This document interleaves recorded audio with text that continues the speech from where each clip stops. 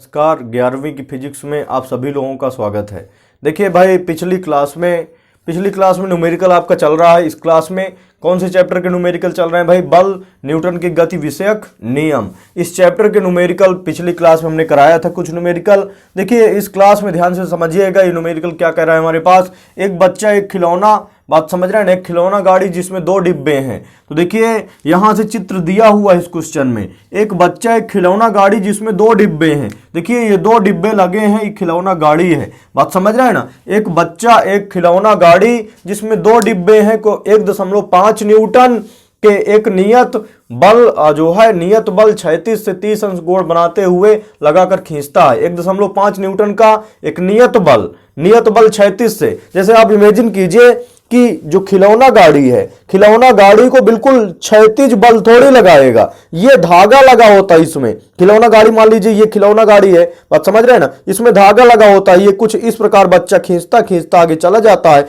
बात समझ रहे हैं ना। तो 36 से कितना कोण बनाते हुए बल लगा है आगे की तरफ? 36 से 30 अंश कोण बल लगाते हुए आगे की तरफ बच्चा खींचता चला जा रहा है, बात समझ रहे हैं ना। तो और कितना न्यूटन का बल लगा? 1.5 न्यूटन। तो देखिए बल एक सदिश राशि है, तो इसको जो है दो घटकों में वियोजित कर दीजिए। इसका क्षैतिज घटक और इसका ये क्या हो जाएगा? ऊर्ध्वाधर घटक। बात समझ रहे हैं ना। तो क्षैतिज घटक सदैव जो कोण के साथ जुड़ी हुई लाइन है, ये कोण के साथ देखिए ये लाइन जुड़ी हुई है, तो जो कोण के साथ जुड़ी हुई लाइन है वो सदैव काश में और क्षैतिज घटक में वियोजित होती है। बात समझ रहे हैं ना। कोण के साथ जो जुड़ी हुई लाइन है वो क्षैतिज घटक में वियोजित होती है। क्षैतिज घटक होता है, क्षैतिज सदैव काश में वियोजित होती है, तो f काश 30 हो जाएगा। इसका क्षैतिज घटक ये क्या कहलाएगा? f काश 30 कहलाएगा। और इसका ऊर्ध्वाधर घटक क्या कहलाएगा?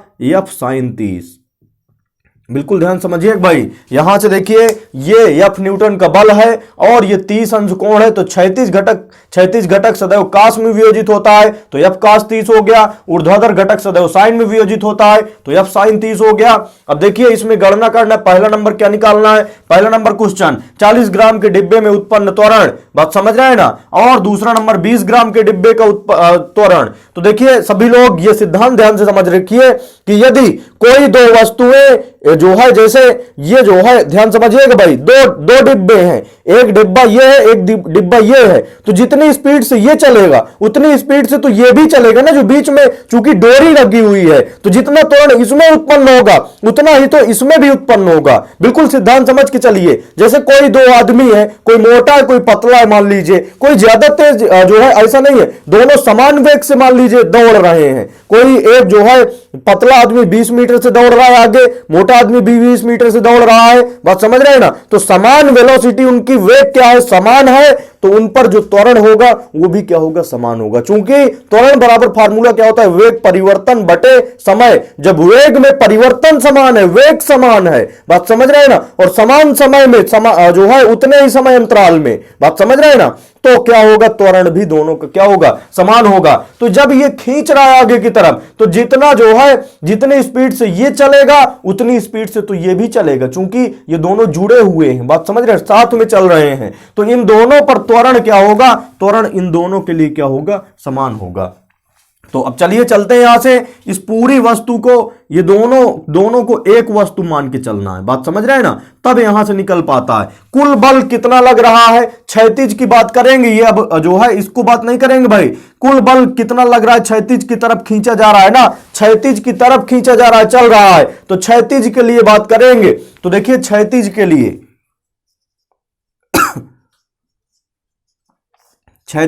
लेके चलेंगे।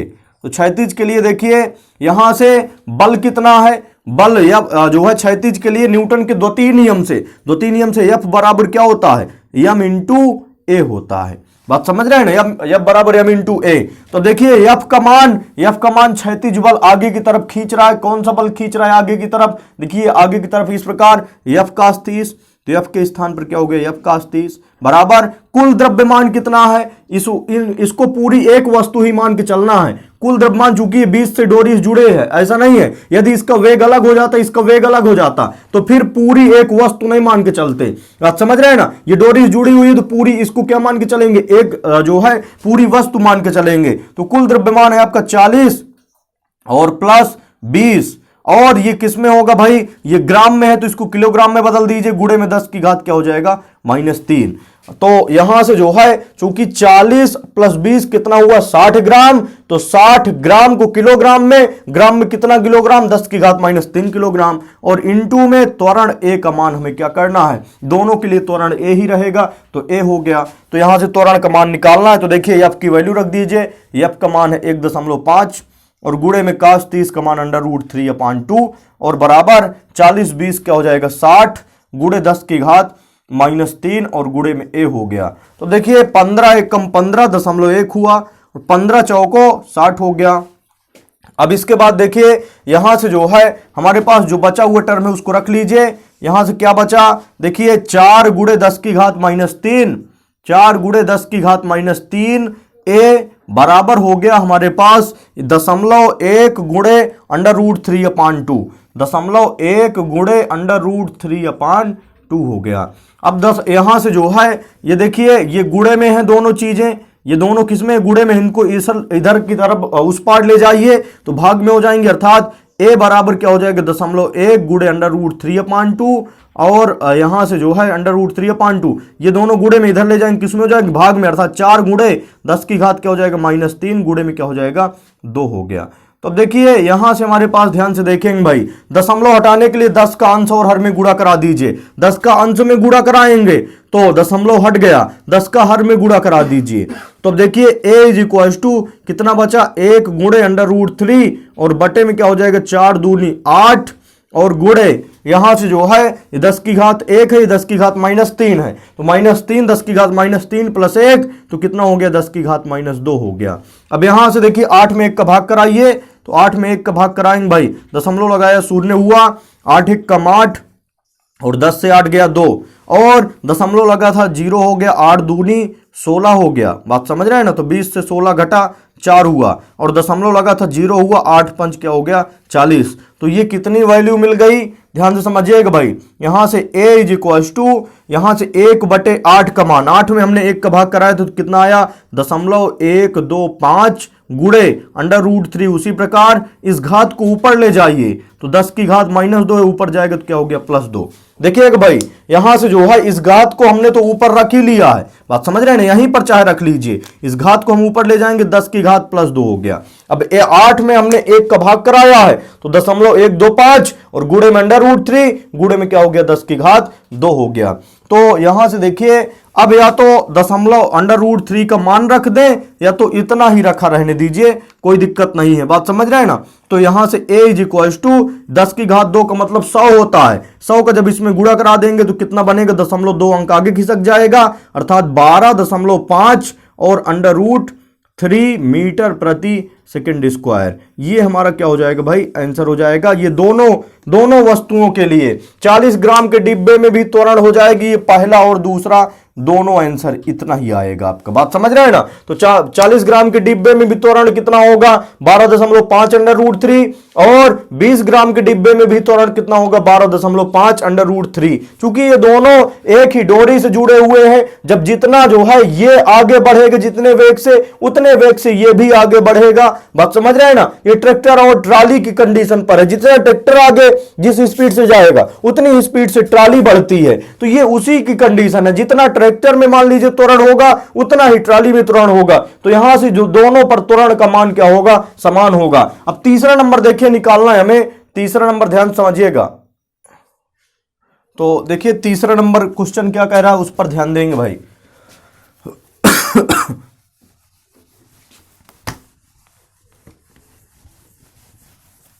तीसरा नंबर क्वेश्चन है आपके पास, दोनों डिब्बों के मध्य जुड़ी अवितान्य डोरी के मध्य तनाव। अवितान्य का मतलब क्या होता है भाई तनी हुई, बात समझ रहे हैं ना। ये जो है दोनों डिब्बों के मध्य जो डोरी है ये तनी हुई है, अवितान्य है। अवितान्य का मतलब तनी हुई, इसका शाब्दिक अर्थ होता है तनी हुई डोरी, बात समझ रहे हैं ना। तो दोनों डिब्बों के मध्य जुड़ी हुई अवितान्य डोरी के मध्य तनाव, तो तनाव T निकालना है। बात समझ रहे हैं ना। दोनों तनाव बराबर क्यों है भाई? जितने बल से ये आगे को खींच रही है। बात समझ, जैसे एक डोरी की कल्पना करें, दो आदमी खींच रहा है, जितना ये खींच रहा है उतना ही ये भी खींच रहा है आगे की तरफ। यदि आगे बढ़ रही है, बात समझ रहे हैं ना, तो जितना ये खींच रहा है उतना ही ये पीछे की तरफ भी खींच रहा है। क्रिया और प्रतिक्रिया का नियम यहां लागू होता है। बात समझ, जितना बल ये आगे की तरफ होगा उतना ही पीछे की तरफ होगा। एक क्रिया के बराबर प्रतिक्रिया बल होती है। बात समझ रहे, क्रिया और प्रतिक्रिया बल। इसलिए तनाव बल दोनों के लिए डोरी में दोनों तनाव बल आपस में क्या है? बराबर है। तो यहां से ये जो है, ये पहला डिब्बा मान लीजिए हो गया, ये दूसरा डिब्बा हो गया। तो दूसरे डिब्बे के लिए, बात समझ रहे हैं ना, दूसरे डिब्बे के लिए, तो दूसरे डिब्बे के लिए यहां से बल का फार्मूला, न्यूटन के गति के द्वितीय नियम से बल का फार्मूला लगा दीजिए। बल F बराबर क्या होता है? M इंटू ए होता है। तो देखिए कि यहां से हमारे पास F जो है, ध्यान समझिएगा भाई, ये जो बल है, ये दूसरे डिब्बे में कौन सा बल लग रहा है? ये तनाव बल T आगे खींच रहा है। इस तनाव बल से आगे ये डिब्बा बढ़ रहा है। बात समझ रहे हैं ना। तो यहां से आगे की ओर लगने वाला ये जो तनाव बल है, यही इसी बल से आगे की तरफ डिब्बा खींचा जा रहा है। तो बल के स्थान पर तनाव बल T हो गया, बराबर M के स्थान पर दूसरे डिब्बे का द्रव्यमान कितना है? 20 ग्राम, अर्थात 20 गुणे 10 की घात -3, और गुणे में A की वैल्यू है, A की वैल्यू कितनी? 12.5 और √3 है। तो देखिए 20 का इसमें गुणा करा दीजिए, तो 2 का गुणा कराइए, 2 पंचे 10 की 0, हासिल 1 हो गया। और इसके बाद 2 दूना 4, 1 5, 2 1 कम 2, और ये तो 2 का गुणा कराए हैं 125 में। बात समझ रहे हैं ना। अब यहां से देखिए 125 दूना 250 हो गया, और 0 है, 0 लगा दिया। कितने अंक पहले दशमलव? 1 अंक पहले दशमलव लगा दिया, और √3 उसी प्रकार गुणे 10 की घात -3। तो यहां से क्या कहेंगे? 250 √3 गुणे 10 की घात -3 न्यूटन हो गया। ये हमारे पास क्या आ गया? दूसरे डिब्बे पर लगने वाला तनाव बल। दूसरे डिब्बे पर लगने वाला क्या? तनाव या तनाव बल, इसी को कह देते हैं। चलिए अब अगला सवाल देखते हैं। देखिए दूसरा नंबर क्वेश्चन है आपके पास, ध्यान समझिएगा भाई। दिए गए चित्र में, ये चित्र आपका दिया हुआ है, बात समझ रहे हैं ना, ये चित्र दिया गया है। तो दिए गए चित्र में निकाय के त्वरण ए, निकाय का त्वरण ए निकालना है। बात समझ रहे हैं ना। क्योंकि यहां से देखिए इसमें जो है 3 पिंड हैं, ये पहला हो गया, ये दूसरा हो गया, ये तीसरा हो गया। इसको पहला मान के चलिए, पहला है, दूसरा है और तीसरा है। निकाय में 3 पिंड रखे हुए हैं। दिए गए चित्र में निकाय के त्वरण ए, इसका त्वरण जो है ये कितने त्वरण से ऊपर की ओर जा रहा है? 2a। और ये कितने त्वरण से, ये जो 8 किलोग्राम का पिंड है, ये कितने त्वरण से आगे की ओर जा रहा है? 8a त्वरण से। और ये जो पिंड है, ये नीचे की तरफ कितने त्वरण से जा रहा है? 4a त्वरण से नीचे की तरफ जा रहा है। तो इस a त्वरण की हमें क्या करना है? गणना करना है। और डोरियों में तनाव T1, ये देखिए तनाव इधर की तरफ T1 है, और यहां से जो है ये ऊपर की तरफ क्या है? T2 है। यहां से देखिए क्रिया प्रतिक्रिया का नियम लगता है, जितना जो है ये पिंड जो है खींचेगा आगे की ओर। बात समझ रहे हैं ना, कितने तनाव बल से खींच रहा है? ये देखिए आगे की ओर खींच रहा है, ये पिंड आगे की तरफ खींच रहा है T1। ये जो है ये क्रिया बल हो गया, उतना ही ये भी क्या लगाएगा? प्रतिक्रिया, इसलिए T1 हो गया। यहां भी ये जो है ये पिंड नीचे की तरफ खींच रहा है। बात समझ रहे हैं ना। इसको एक दिमाग इमेजिन में रखिए कि जैसे एक चिकना क्षैतिज तल है, यहां से 2 घिरनी लगी हुई हैं। बात समझ रहे हैं, यहां पर क्या लगी हुई? 2 घिरनी, और यहां पर एक पिंड रखा है, और यहां से डोरी से इसको जो है इस प्रकार किया गया। यदि भारी वस्तु यहां पर टांग देंगे, बात समझ रहे हैं, यहां पर भी एक वस्तु टंगी है, तो ये वस्तु क्या होगी? इन दोनों पिंडों को नीचे की तरफ खींचना शुरू कर देगी। बात समझ रहे हैं, इसकी गति नीचे की तरफ होगी। जैसे 2-2 किलोग्राम की सपोज दैट यहां से लगा, 6 किलोग्राम यहां टांग दिया गया, तो ये दोनों नीचे की तरफ जाना शुरू हो जाएंगे। बात समझ रहे हैं ना। तो यहां से समझिएगा, जो हमारे पास जो है नीचे की तरफ जाएंगे, ये दोनों क्या होंगे भाई? नीचे की तरफ क्या होंगे? जाएंगे। अब इस सवाल को लगाने के लिए एक जो है सिद्धांत समझ लेते हैं। सिद्धांत समझ लेंगे तो सवाल बड़ा आसान हो जाएगा, आपका पूरी तरह से क्लियर हो जाएगा। जैसे समझिएगा, जैसे एक चिकना क्षैतिज तल है, बात समझ रहे हैं ना, ये वही सिद्धांत इसमें लागू होता है। बिल्कुल आप समझ लीजिए ध्यान से, तो आराम से बन जाएगा। एक हमारे पास जो है एक गाड़ी है मान लीजिए, बात समझ रहे हैं ना। एक क्या है हमारे पास गाड़ी है और ये जो है आगे की तरफ कितने न्यूटन से जो है 25 न्यूटन से खींची जा रही है। बात समझ रहे हैं ना। इसका द्रव्यमान मान लीजिए 5 किलोग्राम है और यहां से जो है आगे की तरफ कोई लड़का इसको कितने न्यूटन से खींच रहा है, 25 न्यूटन से खींच रहा है। और कोई लड़का आए इसको पीछे की तरफ 10 न्यूटन से खींचना शुरू कर दे। बात समझ रहे हैं ना। तो ये लड़का खींच लेगा क्या, अभी नहीं खींचेगा। 25 न्यूटन से आगे चल रही है, 25 से 10 न्यूटन इसमें बल तो खींच लिया, वो 10 न्यूटन इससे कम कर लिया बल, लेकिन अभी कितने न्यूटन से, 25 माइनस 10, 10 हटा दो इसमें, चूंकि 10 न्यूटन पीछे की तरफ खींच रहा है, 15 न्यूटन से आगे की तरफ ही खींचेगा। मान लीजिए ये वस्तु का त्वरण कितना है, 5 मीटर प्रति सेकंड स्क्वायर हो। बात समझ रहे हैं ना, या 10 मीटर प्रति सेकंड स्क्वायर कह लो। तो यहां से इस पर जो है जो कुल बल लगेगा, कितने बल से ये आगे जाएगी, 25 से तो आगे खींच रहा है लड़का, लेकिन 5 इसमें से पीछे की तरफ खींच लिया, तो बल कितना हो गया, बल F बराबर हो गया 25 से आगे खींच रहा है, 10 जो है पीछे की तरफ खींच लिया, तो 25 से 10 निकाल लिया, तो 25 माइनस क्या हो गया, 10 न्यूटन हो गया। तो यदि किसी वस्तु पर 2 बल लगे हों, बात समझ रहे हैं ना, यदि किसी वस्तु पर 2 विपरीत बल लगे हों तो इन दोनों का परिणामी दोनों के अंतर के बराबर होता है। यदि किसी वस्तु पर 2 बल विपरीत दिशाओं में लगे हों, यदि किसी वस्तु पर, ध्यान समझ लीजिएगा, यदि किसी वस्तु पर 2 बल विपरीत दिशाओं में लगे हों तो दोनों का जो परिणामी बल होगा वो दोनों के जो है दोनों के अंतर के बराबर होता है। और अंतर किससे किसका होता है, ज्यादा से कम वाला बल घटा दिया जाता है तो हमें मिल जाता है। और वस्तु किधर की तरफ जाती है, ज्यादा जो बल लगता है उधर की तरफ ही वस्तु खींची चली जाती है। अब देखिए F बराबर जो है कितने त्वरण से आगे जा रही, 10 मीटर। मान लीजिए ये A है, इस पिंड का द्रव्यमान m है, तो F बराबर क्या हो जाएगा, m इंटू A। F का मान रख दो, 25 माइनस 10 बराबर कितना है, तो 15, तो 15 बराबर क्या हो जाएगा, m इंटू A। यही सिद्धांत पूरे इस सवाल में लागू होगा। तो देखिएगा यहां से ये सिद्धांत सभी को समझ में आ गया ना, पूरी तरह से यही सिद्धांत इसमें भी लागू होगा।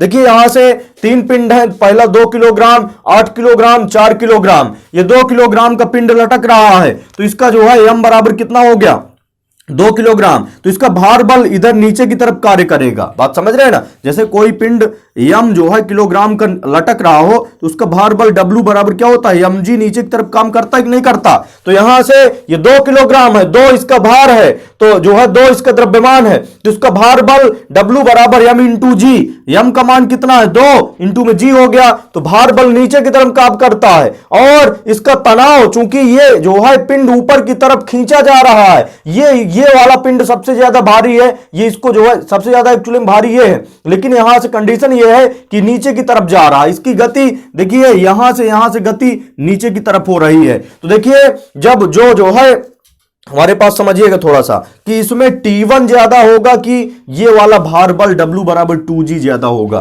तो जब ज्यादा वाला ध्यान से समझिएगा भाई, देखिए हमारे पास जैसे ये एक डोरी है, इसमें पत्थर टंगा हुआ है, बात समझ रहे हैं ना। तो यदि पत्थर का भार ज्यादा हो, मान लीजिए 50 किलोग्राम है, हम टांगे हुए हैं, बात समझ रहे हैं ना, तो भार ज्यादा है तो पिंड नीचे की तरफ खींच लेगा ये, बात समझ रहे हैं ना। और यदि यहां से जो है भार ज्यादा नहीं है, 5 किलोग्राम ही है, तो हम आराम से खींचते चले जाएंगे, बात समझ रहे हैं ना। तो जिसका बल ज्यादा होगा वस्तु उसी की तरफ गति करेगी। जैसे यहां से हमने बताया था, ध्यान से देखिएगा, यहां से 25 न्यूटन का बल अभी हमने बताया था, कोई लड़का 10 न्यूटन से इधर खींच रहा है, तो अभी ये किधर की तरफ खींचेगी, किधर की तरफ जाएगी, 25 न्यूटन की तरफ ही जाएगी। तो जिधर की तरफ गति करेगी उधर का बल ही क्या होगा, ज्यादा होगा। तो देखिए यहां से ये जो है T1 से ऊपर की तरफ खींच रहा है, T1 बल से, और यहां से W बराबर 2G बल क्या है हमारा, कम है, T1 ज्यादा है, इसीलिए इसको खींचा जा रहा है। यदि ये भार बल ज्यादा हो जाता, इस पिंड का भार बल ज्यादा हो जाता तो ये नीचे की तरफ जाती, बात समझ रहे हैं। तो T1 ज्यादा है, यहां से ये भार बल क्या है, कम है, इसलिए पिंड ऊपर की तरफ चली जा रही है। और यहां से देखिए अब यहां पर कंडीशन, वस्तु आगे की तरफ गति कर रही है, तो जब आगे की तरफ गति कर रही है तो जिधर की तरफ गति करती है उधर वाला बल ज्यादा होता है, पीछे वाला बल क्या होता है, कम होता है। तो T2 तनाव बल, T1 तनाव बल है। बात समझ रहे हैं ना।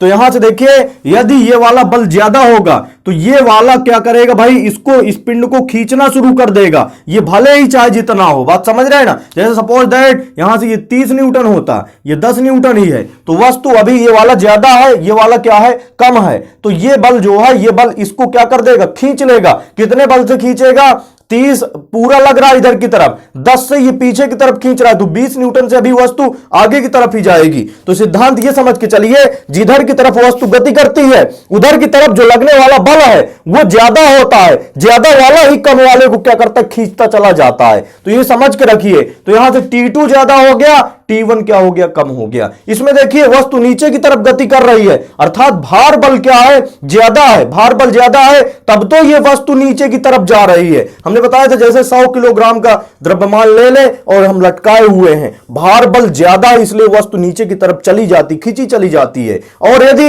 यहीं से 100 किलोग्राम से ज्यादा हम 150 न्यूटन का बल ऊपर लगा दें, बात समझ रहे हैं ना, तो हम वस्तु को ऊपर खींच सकते हैं। तो जिधर की तरफ वस्तु गति करेगी उधर की तरफ का बल क्या होगा, ज्यादा होगा। तो वस्तु नीचे की तरफ गति कर रही है तो यह भार बल क्या होगा, ज्यादा होगा ये वाले T2 तनाव बल से। चूंकि वस्तु नीचे की तरफ गति कर रही है तो इसको खींचता चला जा रहा है। तो यहां से अब देखिए सभी में जो है, सभी पिंडों के लिए बात करेंगे। पहले निकाय के पहले पिंड के लिए, फर्स्ट पिंड के लिए, फर्स्ट पिंड के लिए बात कीजिए।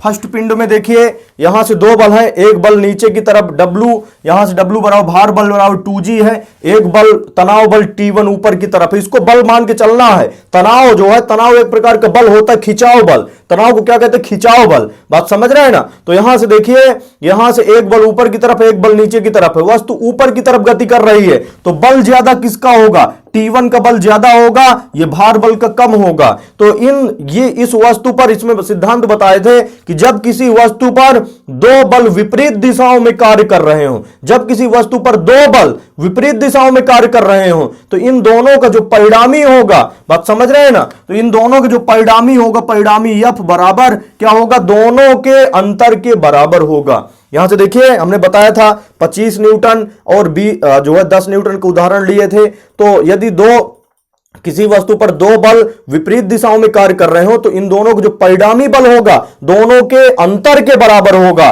तो इसका जो परिणामी होगा दोनों के अंतर के बराबर होगा, और अंतर किससे किसका होगा, ज्यादा वाले से कम वाला अंतर कर दिया जाएगा। तो ज्यादा देखिए ऊपर की तरफ वस्तु जा रही है तो बल कौन सा ज्यादा होगा, T1 ज्यादा होगा, तब तो ये उसको ऊपर की तरफ उठाए चला जा रहा है। तो T1 माइनस क्या हो जाएगा, 2G हो गया। ये आपका फर्स्ट इक्वेशन बना। बात समझ रहे हैं। फर्स्ट इक्वेशन क्या, इसको थोड़ा सा और हल कर लें। यहां से F बराबर क्या होता है, फार्मूला M इंटू A।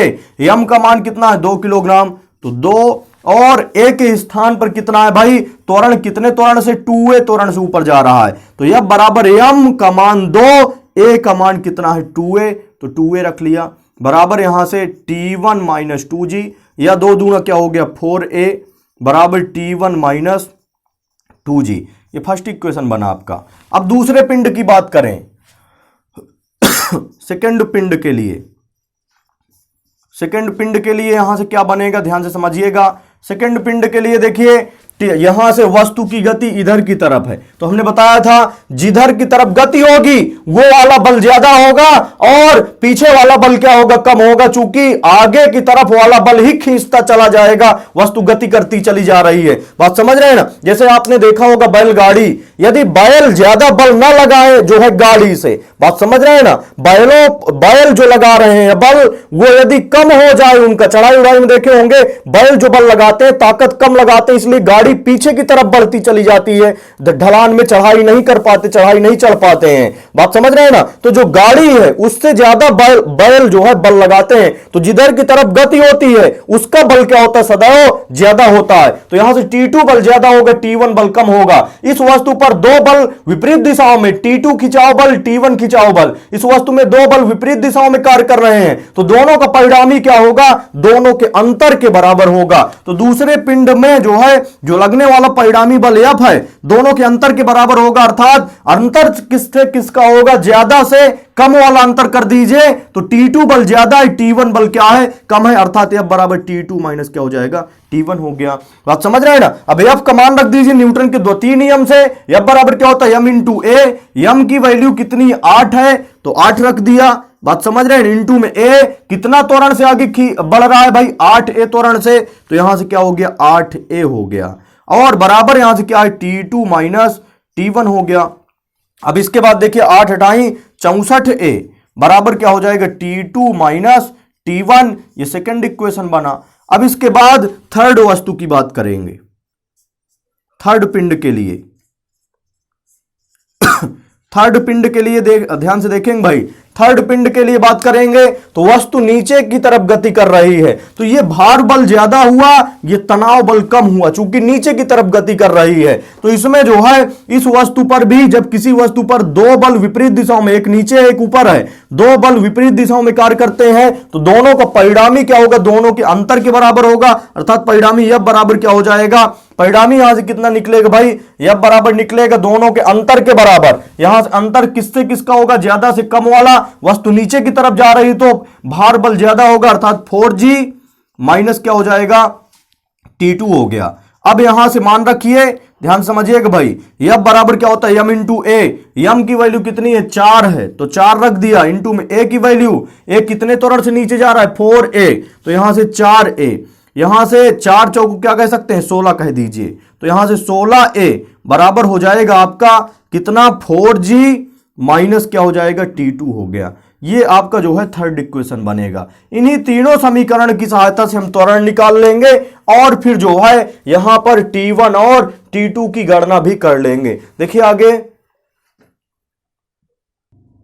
देखिए इस चित्र में थोड़ा सा भाई ये जो है ये त्वरण गड़बड़ रखे हुए हैं। देखिए इनकी गति जितने वेग से ये जो है नीचे की, जैसे ये पिंड मान लीजिए 5 मीटर प्रति सेकंड से नीचे की तरफ जा रहा है, तो जितने वेग से ये जाएगा, जितने चाल से, उसी चाल से ये चूंकि डोरी बंधी हुई है उसी चाल से तो ये भी चलेंगे। बात समझ रहे हैं ना। जब तीनों का वेग समान होगा तो तीनों के लिए त्वरण भी समान होगा। यहां से त्वरण सुधार लीजिएगा भाई थोड़ा सा, बात समझ रहे हैं ना। यहां पर गड़बड़ी हुई है, यहां से आपका 4a त्वरण जो है, ए त्वरण से इधर सभी जो है जा रहे हैं। तो देखिए यहां से हमारे पास अब सुधार लीजिए, पहले पिंड की जब बात करेंगे तो यहां से जो है ऊपर वाला परिणामी बल F बराबर क्या हो जाएगा, जब दो बल विपरीत दिशाओं में कार्य करेंगे, ध्यान समझिएगा, जब दो बल किसी वस्तु पर विपरीत दिशाओं में कार्य करते हैं तो इन दोनों बलों का जो परिणामी होगा दोनों के अंतर के बराबर होता है, और अंतर किससे किसका, ज्यादा से कम वाले अंतर घटा दिया जाता है, अर्थात ऊपर की ओर पिंड जा रहा है तो T1 माइनस क्या हो जाएगा 2G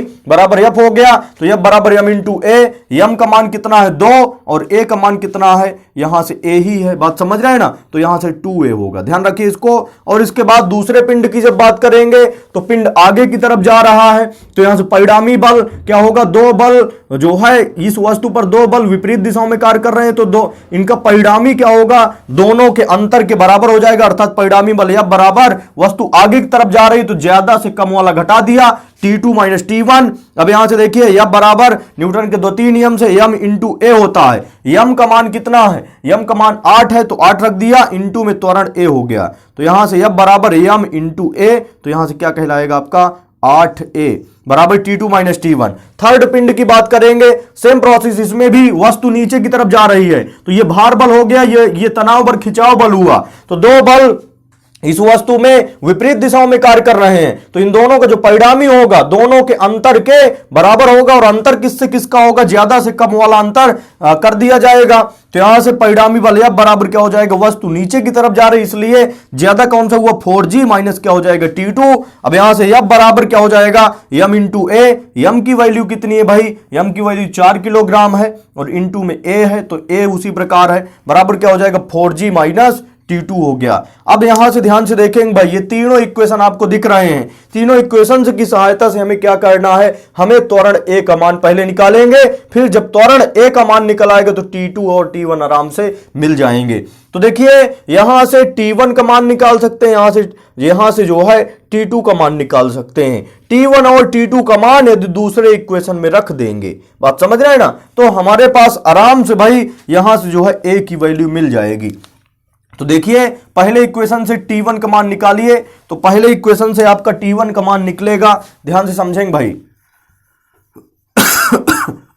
T1 बराबर देखिए कितना मिलेगा, T1 इज इक्वल टू, इसको इधर ले आइए, बात समझ रहे हैं ना। तो यहां से जब इसको इधर ले आएंगे तो T1 बराबर 2a, प्लस में क्या हो जाएगी, ये माइनस में इधर आएगी तो प्लस में, T1 बराबर यहां से देखिए ये इधर आएगा ना, तो 2a प्लस क्या हो जाएगा 2g बराबर T1 हो गया, तो 2a प्लस 2g इतना हो गया T1। और T2 बराबर देखिए तीसरे से T2 का मान निकालिए, T2 को इधर ले आइए, 4a को उधर ले जाइए, ध्यान समझेंगे भाई। T2 को इधर ले आएंगे तो ये किस में हो जाएगा आपका, ये T2 इधर आएगा तो प्लस में T2 बराबर 4g, और यहां से ये 4a प्लस में है, बात समझ रहे हैं ना, बराबर के उस पार ले जाओ तो किस में हो जाएगा माइनस में, तो माइनस 4a हो गया। तो T2 इज इक्वल टू कितना है 4g minus 4a। T1 T2 का मान समीकरण 2 में रखने पर, समीकरण 2 में रखने पर, तो समीकरण 2 में रख दीजिए। तो समीकरण 2 में रखेंगे भाई, ध्यान से समझेंगे थोड़ा सा। समीकरण इक्वेशन 2 बन क्या रहा है आपका, इक्वेशन 2 बन रहा है देखिए T2 minus T1 is equal to 8a। तो इसमें रखिए ध्यान से देखेंगे, T2 माइनस T1 बराबर क्या है 8a है, तो T2 की वैल्यू कितनी है 4g minus 4a, minus T1 की वैल्यू है 2a प्लस 2g बराबर कितना है 8a है।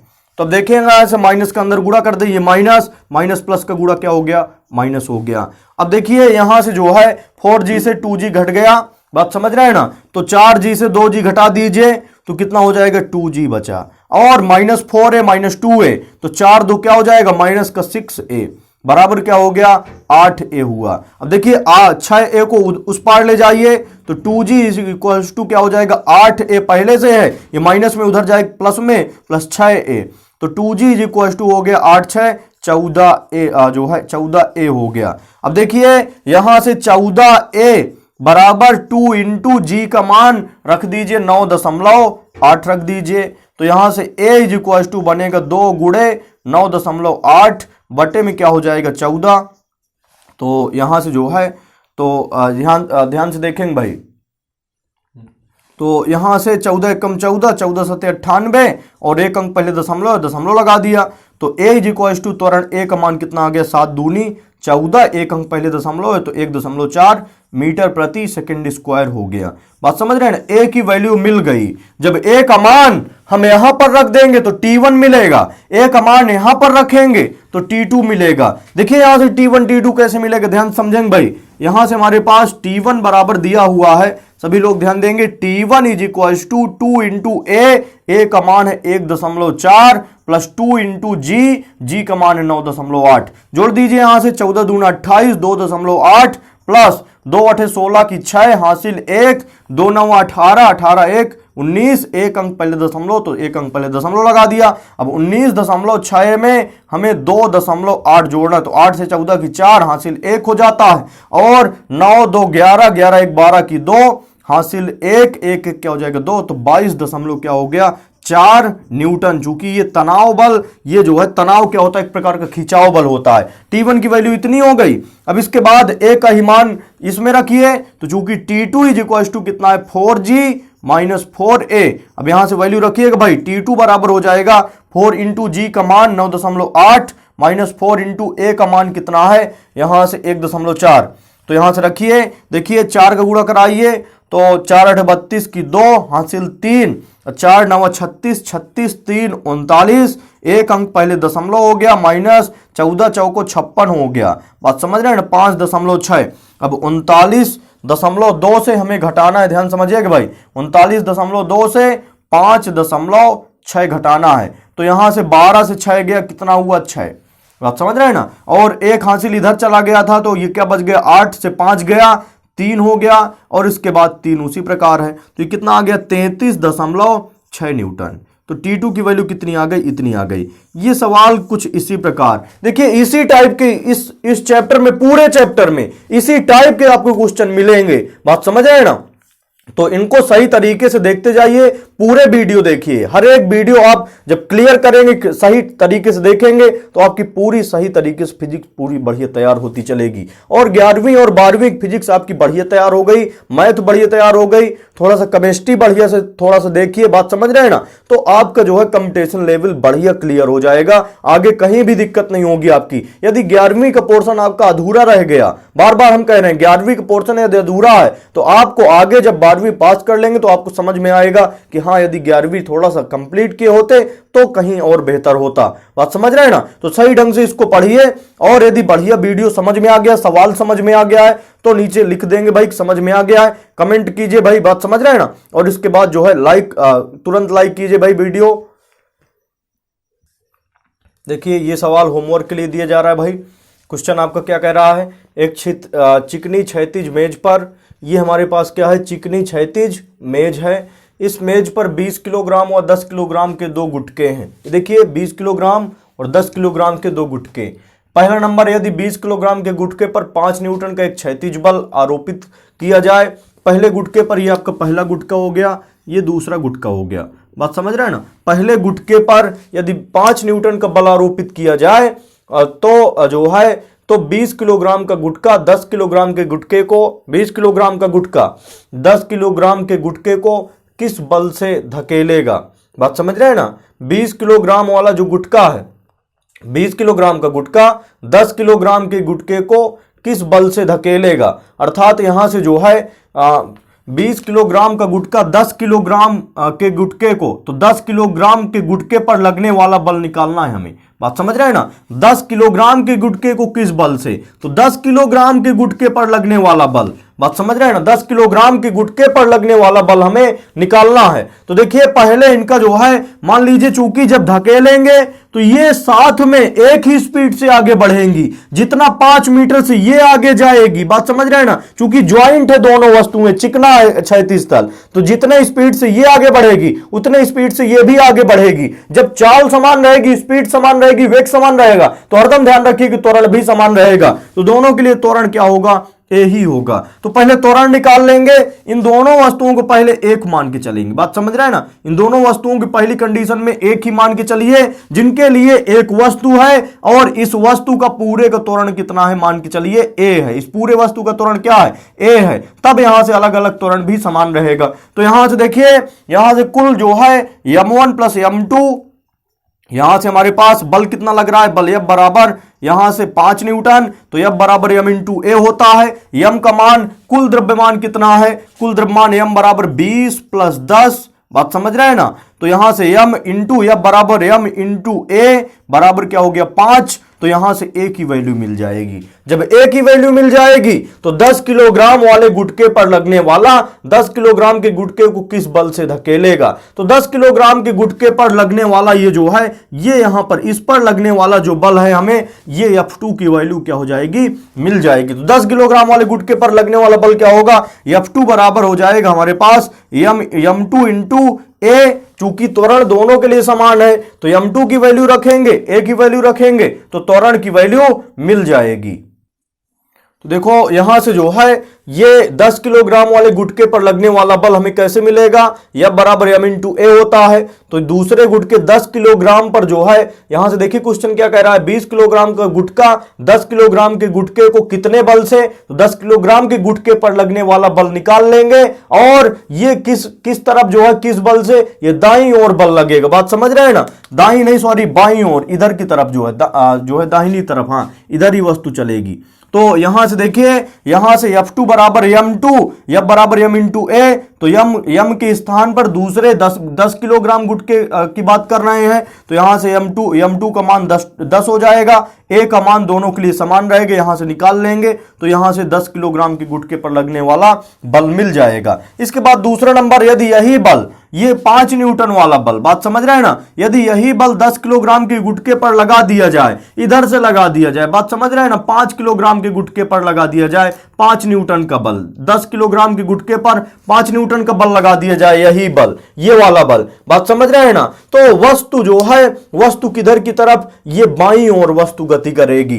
तो लगा दें तो 20 किलोग्राम के गुटके पर कितना बल लगेगा, 20 किलोग्राम के गुटके पर लगने वाला बल निकालना है हमें। बात समझ रहे हैं ना। तो ये इससे मतलब, ये पहली लाइन से मतलब ना रखिए, किस पर बल निकालना है हमें, 20 किलोग्राम के गुटके पर लगने वाला बल निकालना है। पहले में कितने कितने किलोग्राम के, 10 किलोग्राम के गुटके पर लगने वाला बल निकालना था। तो F बराबर m इंटू ए, 10 किलोग्राम का गुटका दूसरा गुटका था, इसलिए F2 बराबर m2 इंटू ए हो गया। अब कितने किलोग्राम के, 20 किलोग्राम के गुटके पर जो है कितना बल पूछ रहा है। तो 20 किलोग्राम का गुटका कौन सा है, पहला है। बात समझ रहे हैं ना, पहला जो है पहली वस्तु है, तो पहली वस्तु पर लगने वाला बल F बराबर क्या हो जाएगा, m इंटू ए।